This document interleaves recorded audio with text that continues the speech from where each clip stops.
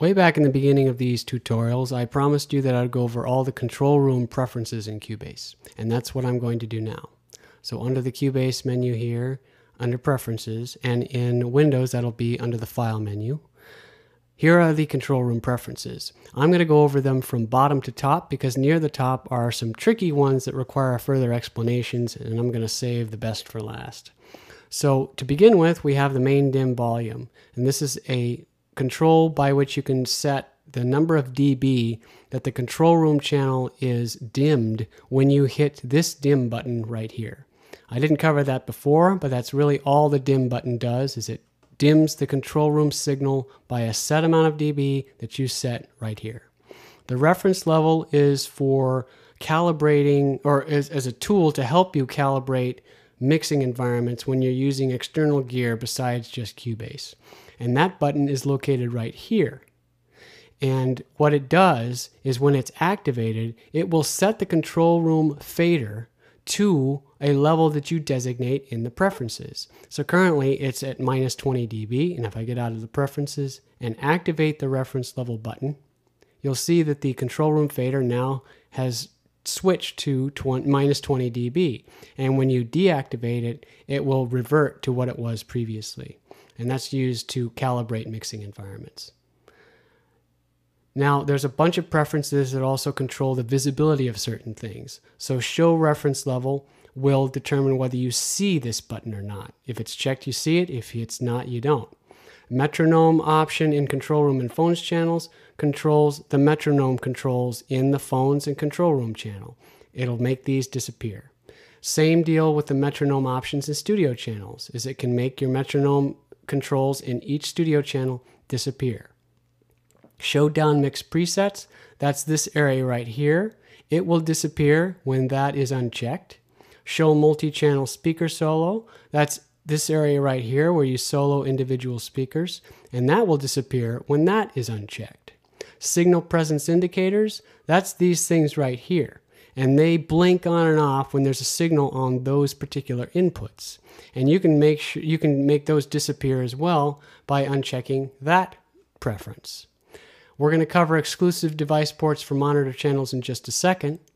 Dim studio during talkback, that refers to the talkback dim level, the amount at which the signal that's not talkback microphone is dimmed on the channels when it's activated for the studio channels only.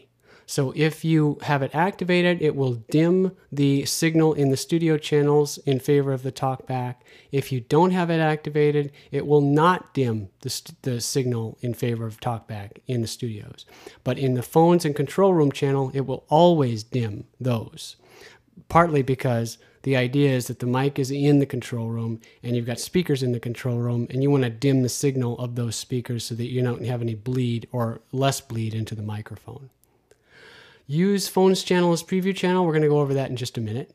Disable talkback during recording is fairly self-explanatory. It just disables the talkback system while the transport is in record mode.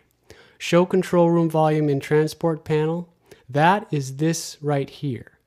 And if you don't have the control room active, that volume control actually controls the stereo out fader.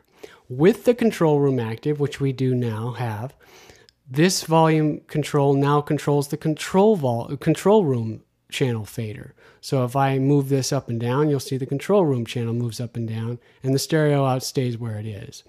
That preference allows you to override what that does. So show control room volume in the transport panel. If I uncheck it, that means it now reverts back to controlling the stereo output. So if I move that volume control, you'll see the stereo output fader behind there moving. And it no longer controls the control room channel. Now, the tricky preferences. Exclusive device ports for monitor channels. I had you turn that on at the beginning of this tutorial, and I'll explain why. When I turn it off, that allows you to assign the same audio outputs on your audio interface to multiple monitor channels and or output channels. And what I mean by that is if we go into VST connections, as we've done, the monitor 1 is connected to our main speakers for the purposes of this screencast. But I can also connect the stereo out to those main speakers when that preference is unchecked.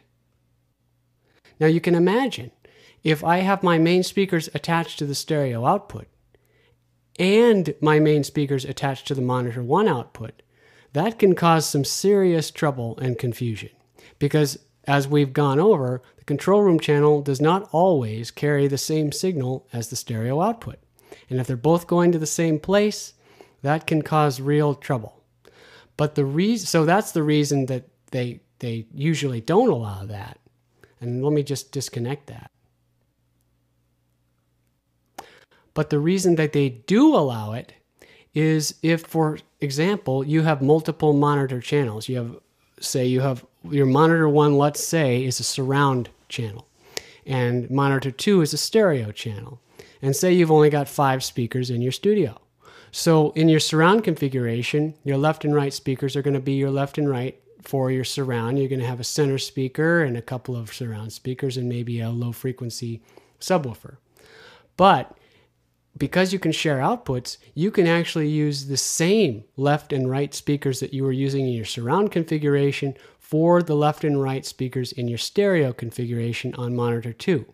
And that's possible because that preference allows you to share the same audio outputs on the interface with multiple monitor channels.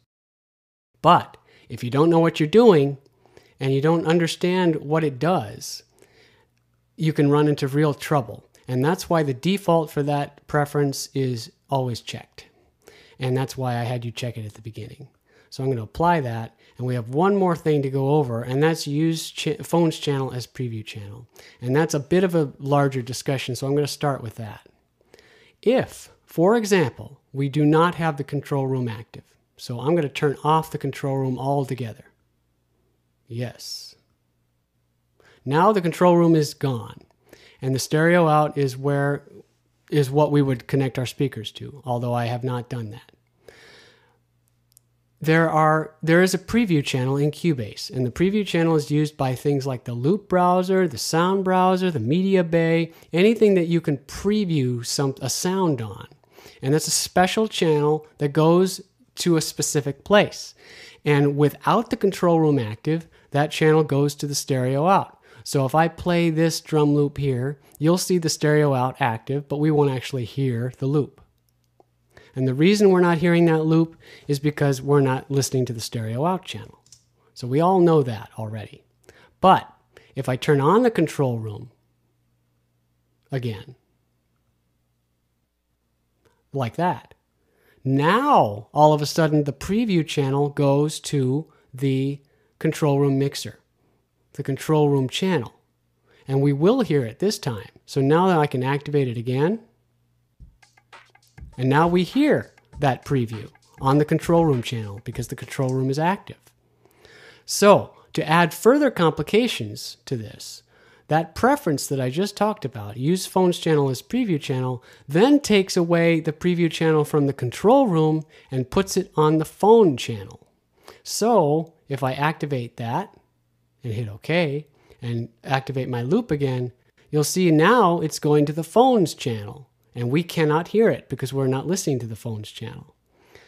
And it's not going to the control room channel. So this can cause some serious trouble and much confusion for people.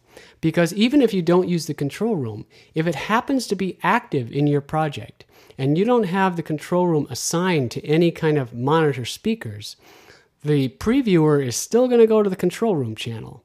So you're not going to hear it. And a lot of times this is what happens when you stop being able to hear the preview channel. Either you've got the control room active and no speakers going out from the control room, or you've got the control room active and you've got that preference set to go to the phones channel. And even if there is no phones channel, the preview is still going to go there. So that can cause some trouble. But it's a handy preference to know about, and it's a good thing to know when you're trying to troubleshoot somebody else who's having trouble hearing their preview sounds. There could be also other problems with that, but this is a very common one. So those are the control room preferences. And there's one more thing I want to go over before I say sayonara, and that is the mysterious control room overview. And we're going to cover that in the next video.